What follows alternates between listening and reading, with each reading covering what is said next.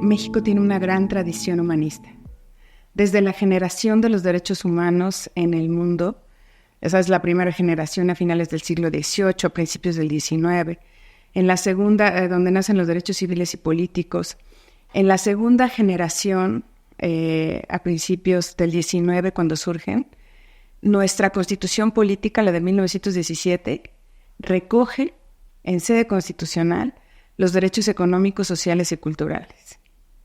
Un poquito antes de que los pusiera en sede constitucional, se creó una figura muy parecida a lo que hoy conocemos como los ombudspersons, antes sin el tema de género, los ombudsman, y lo tenemos con ese gran pensador Ponciano Arriaga por ahí de 1846-47 en San Luis Potosí. México siempre ha estado pensando y creando para el bienestar de las personas a partir de ciertas instituciones. Entonces, la tradición de México ha sido y seguirá siendo siempre humanista. Ha encontrado diversas instituciones con naturalezas jurídicas distintas que pretenden representar a las personas ante alguna autoridad que pudiera tener un ejercicio omisivo o excesivo dentro de sus funciones y sus obligaciones. Y bueno, cuando se creó la Comisión Nacional de los Derechos Humanos en 1990 y después en el 92, cuando ya se tiene ya delineado y también se crea el Sistema Nacional no Jurisdiccional de Protección a los Derechos Humanos con los sistemas estatales, viene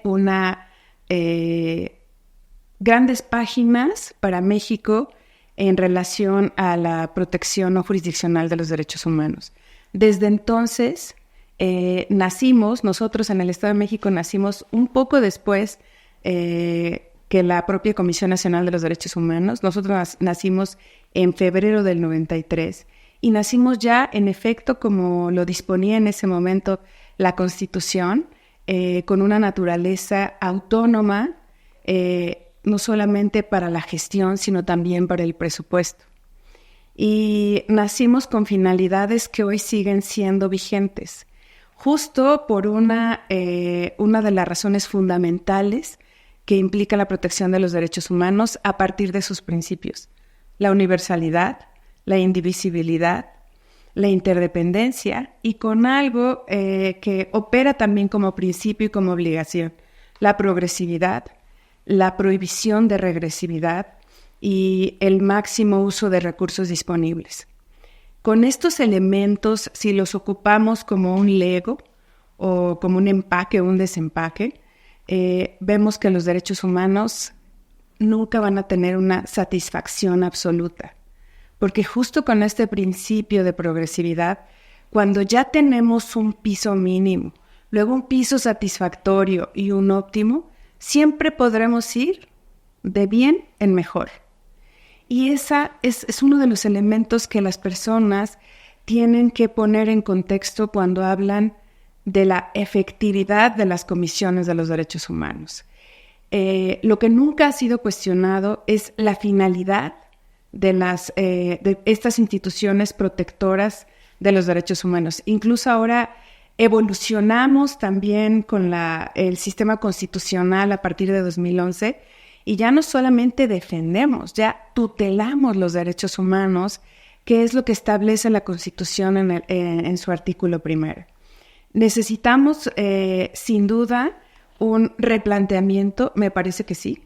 Me parece que hay una insuficiencia en la regulación jurídica que no ha permitido que las comisiones podamos tener una metodología cierta sobre cómo tenemos que hacer nuestro papel tutelador de los derechos humanos. Pero ya no solo para la promoción. Ahora tenemos que enfocarnos también mucho en la defensa. Y cuando hablamos de defensa, tendremos que englobar las obligaciones también generales que establece el 1 de la Constitución. Garantizar, proteger, respetar los derechos humanos. Y para que eso suceda, necesitamos ir bajando elementos que aprecien en las personas ese derecho humano en su vida cotidiana y que luego te digan cómo es que una autoridad puede cumplirlo para que realmente se materialice y para que nosotros las comisiones, a partir de un método, podamos hacerlo exigible.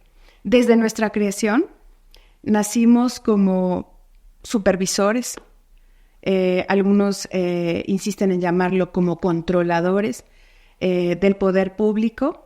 No obstante, si nos vamos también a la naturaleza de nuestras recomendaciones, que son no vinculantes, yo diría que somos acompañantes de la buena fe, de la validez, del principio de legalidad y de constitucionalidad que precede siempre la actividad, toda la actividad pública, y la que nos comporta a nosotros, que son las actividades administrativas. ¿Somos eficaces? Sí lo somos. Tenemos una utilidad absoluta. Y esta eficacia, y me regreso al tema de la falta de regulación, creo que podríamos irlo delineando en el propio sistema no jurisdiccional de los derechos humanos. La Comisión Estatal de los Derechos Humanos en el Estado de México lo ha hecho. Nosotros funcionamos a partir de lo que muchos autores nos dicen con una autoridad moral. Y esto es muy cierto, sin duda. No obstante, aparte de la autoridad moral, requerimos tener fuerza, más bien validez jurídica en nuestros posicionamientos. Nuestras recomendaciones, las comisiones no son todas recomendaciones. Tenemos muchas otras herramientas que hoy en día nos ayudan, como la Comisión de los Derechos Humanos del Estado de México. Nosotros, cuando llegamos, venimos de una experiencia en instituciones cuasi jurisdiccionales y también en una jurisdiccional en materia administrativa. Y si el derecho administrativo es el primo hermano del derecho constitucional, pues llegamos justo a hacernos, a afrontar el reto a partir de si las comisiones son eficaces y son útiles. Somos útiles, ya lo reiteramos sin duda, ¿y cómo podemos ser eficaces? Desplegando una actividad que sea patente, objetiva y, como lo decimos en el Estado de México de manera muy coloquial, a ras de tierra. A las personas sin duda les interesa conocer sus derechos humanos y para eso insistimos mucho en el tema de la promoción, pero les interesa mucho que nosotros podamos garantizar que las autoridades desplieguen todas sus atribuciones, todas sus obligaciones para que cumplan esos derechos humanos.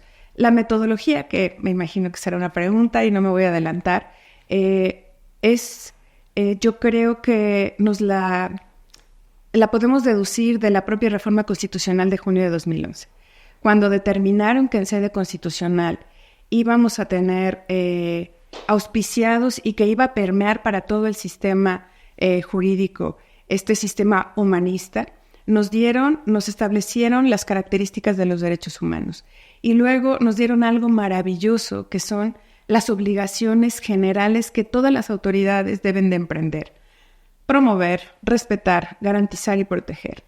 Esas son las obligaciones generales. Y luego con las obligaciones específicas. Y esto, conjuntamente con la teoría de los derechos humanos, nos dan principios, obligaciones que nos permiten aplicar de una manera muy práctica y hacer exigible un derecho humano.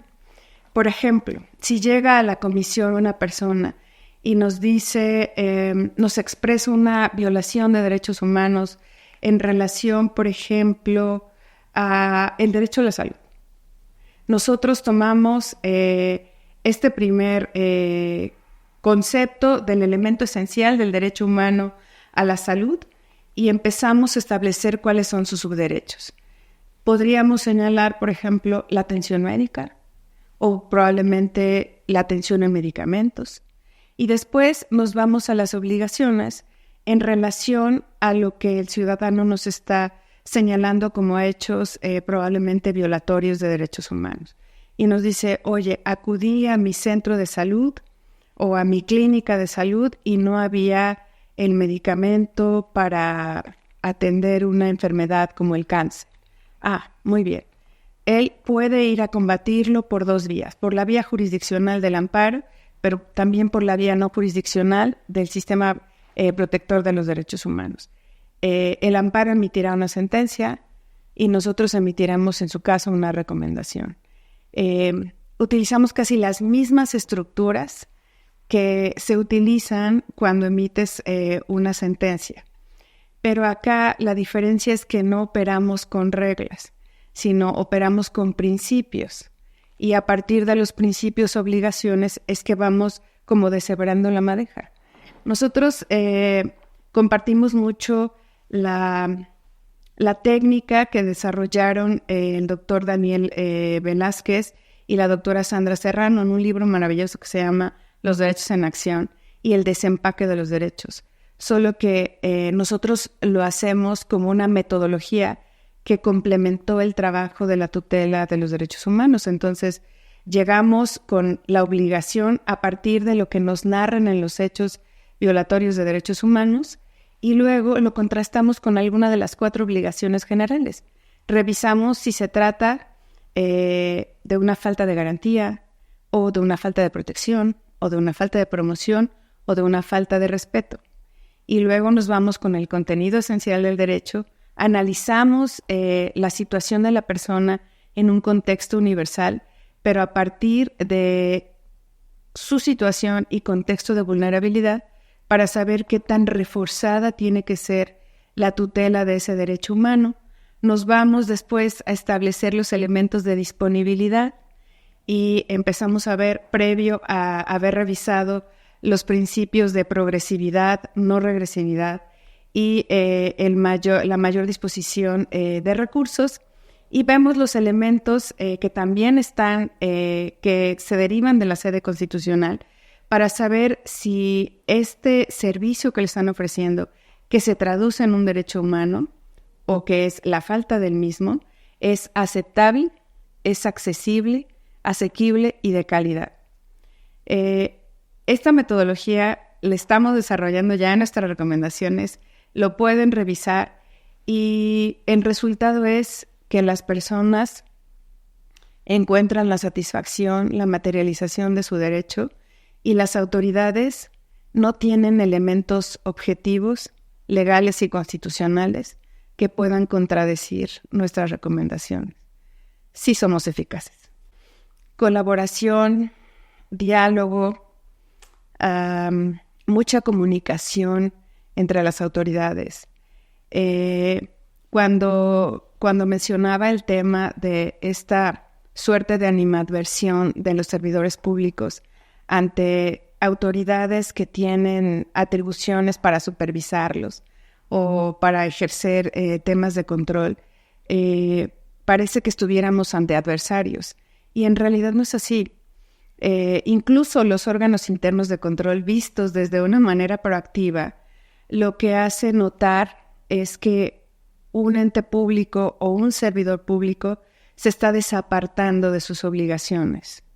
En la legalidad, pues claro, puede incurrir en una responsabilidad administrativa o tendrá que asumir una responsabilidad penal o de las naturalezas que establece la Constitución civil. Pero cuando se trata de desapartarse de sus obligaciones que controvierten la eficacia de los derechos humanos, estamos hablando pues de que adicionalmente le está generando un impacto a la esencia y a la dignidad de esas personas, que por supuesto se puede tratar de un servicio público, pero en realidad se trata de contravenir la esencia de la propia autoridad pública. Y creo que cuando tienes la conciencia de que hay autoridades que en esta supervisión que ejercen están siendo vigilantes de esos principios, que son los mismos principios que tú tendrías que compartir, que tendrías que conocer, el diálogo se vuelve muy fluido. La coordinación que se suscita entre las autoridades es muy interesante. Nosotros, por ejemplo, con las instituciones de seguridad pública hemos reiterado que podemos ser los mejores amigos, porque no solamente vemos el núcleo del derecho que protege el derecho humano de la persona a quien va destinado ese derecho humano, sino también dentro de esa dualidad del servicio público, lo que vemos también son seguridades jurídicas de los servidores públicos. Yo les decía, miren, la mejor carta para que un miembro de las instituciones de seguridad pública lleve a cabo sus funciones es la de la estricta constitucionalidad y legalidad y de regulación reglamentaria. ¿Por qué? Porque no solamente cuidas a la persona, te cuidas a ti. Y tienes elementos para poder incluso contradecir en algún tipo de procedimiento disciplinario, en algún tipo de responsabilidad. Entonces, cuando veas que la cartilla de los derechos humanos, porque hemos creado unas cartillas muy interesantes que desdoblan de una manera muy accesible a los derechos humanos de las personas de quien se trate.